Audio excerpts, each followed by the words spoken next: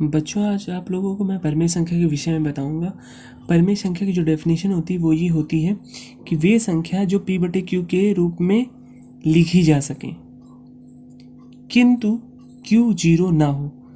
इसको पढ़ते हैं, q does not equal to zero, मतलब q जीरो ना हो। यहाँ पर q हर है और p अंश है, तो जो q है वो जीरो नहीं होना चाहिए। अगर ऐसा है तो p बटे q एक परिमेय संख्या होगी जहाँ p व q एक पूर्णांक संख्या होगी। पूर्णांक आप लोग जानते होंगे, पूर्णांक तीन प्रकार के होते हैं, धनात्मक पूर्णांक, ऋणात्मक पूर्णांक और शून्य पूर्णांक। तो p व q कोई पूर्णांक संख्या है, लेकिन बच्चों एक बात ध्यान रखना, q जो है वो जीरो नहीं होना चाहिए। p व q पूर्णांक तो है ना। पूर्णांक आप लोगों को पता होगा, पूर्णांक तीन प्रकार के होते हैं, धनात्मक पूर्णांक है ना, धन का एक, धन का दो, धन का तीन, डॉट डॉट डॉट, और ऋण का एक ही ऋणात्मक पूर्णांक हो गया। ठीक है, एक शून्य पूर्णांक होता है। शून्य ऐसा पूर्णांक होता है जो कि ना धनात्मक होता है ना ऋणात्मक होता है, लेकिन पूर्णांक होता है। तो p और q पूर्णांक है, लेकिन q जीरो नहीं होना चाहिए। अगर ऐसा है तो वो संख्या, तो वो परिमेय संख्या होगी। एग्जाम्पल के तौर पे मैंने दिया है 2/3, तो ऊपर एक पूर्णांक है, नीचे भी पूर्णांक है। इसका मतलब ये कैसी संख्या हो गई? परिमेय संख्या हो गई, क्योंकि ये p बटे क्यू की फॉर्म में है। -5/6, -8/-5, दोनों तरफ पूर्णांक है, तो ये परिमेय संख्या है। 2/1 ये भी एक परिमेय संख्या है, चूँकि p बटे क्यू की फॉर्म में है।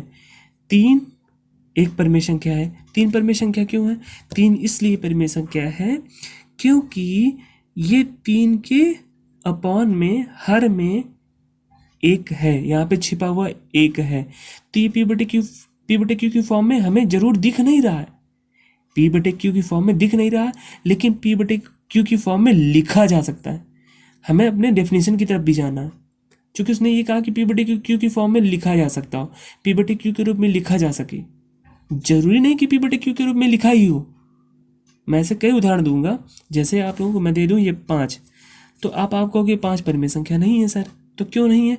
5 परिमेय संख्या है, चूंकि इसको इसकी फॉर्म में, p बटे क्यू की फॉर्म में लिख सकते हैं। ऐसे कई दशमलव वाले केसेस आएंगे, वो मैं आगे आपको बताऊंगा कि जैसे 2.5 लिख दिया जाए, क्या ये परिमेय संख्या है? तो ये परिमेय संख्या है। क्यों? क्योंकि इसको हम p बटे क्यू की फॉर्म में लिख सकते हैं। ठीक है, दशमलव हटाने की जो प्रोसेस होगा आपको पता ही होगा। दशमलव हटाते हैं, दशमलव के नीचे 1 लगाते हैं, और दशमलव के बाद जितने अंक होते हैं उतने शून्य बढ़ा देते हैं। तो p बटे क्यू की फॉर्म में आ गया कि नहीं आ गया ये? तो इसका मतलब जो हमारा 2.5 था वो एक परिमेय संख्या थी। तो ध्यान रखना, हमें परिमेय संख्या की पहचान आगे तब भी करनी है जब वो p बटे क्यू की फॉर्म में ना लिखा हो। ठीक है, ऑब्वियसली आप लोग जब देखेंगे कि 5/12 लिखा हुआ है, तो ये ऑब्वियसली p बटे क्यू के रूप में लग रहा है। तो p बटे क्यू के रूप में लग रहा है, लेकिन q जीरो ना हो, तो ये ऐसी संख्या परिमेय संख्या कहलाती है। लेकिन आगे चल के बेटा हमें ये समझना है, आगे चल के ये समझना, जो p बटे क्यू की फॉर्म में नहीं होगी, तब हमें पहचान करनी होगी कि वो क्या परिमेय संख्या है या नहीं। तो ऑब्वियसली आप लोग समझ चुके होंगे कि 2/3, -5/6, -8/-5, 2/1, 3, 22/7 ये सभी परिमेय संख्या है। हमारा शून्य भी परिमेय संख्या होती है, क्योंकि शून्य के नीचे 1 लिखा होता है, तो भी परिमेय संख्या है। अब आप लोगों के मन में आ रहा होगा कि सर फिर परिमेय संख्या होती कौन सी नहीं है? तो परिमेय संख्या 3/0 ये परिमेय संख्या नहीं है। ठीक है, ये रॉन्ग आंसर है।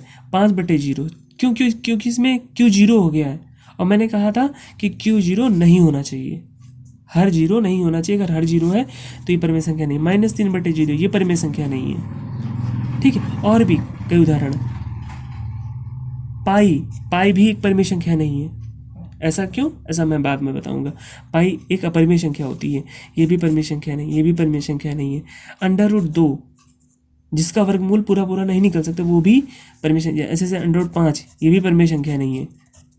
ठीक है, ये भी परिमेय संख्या नहीं है। जिसका वर्गमूल ना निकल सकता हो पूरा पूरा, वो भी परिमेय संख्या नहीं होती। तो मैंने आपको इस वीडियो में ये बताया कि कौन संख्याएं परिमेय होती। परिमेय संख्या वो होती जो p बटे क्यू की फॉर्म में लिखी जा सके, p बटे क्यू की फॉर्म में हो या p बटे क्यू की फॉर्म में लिखा जा सके। और परिमेय संख्या कौन कौन नहीं होते मैंने वो भी बता दिया आपको।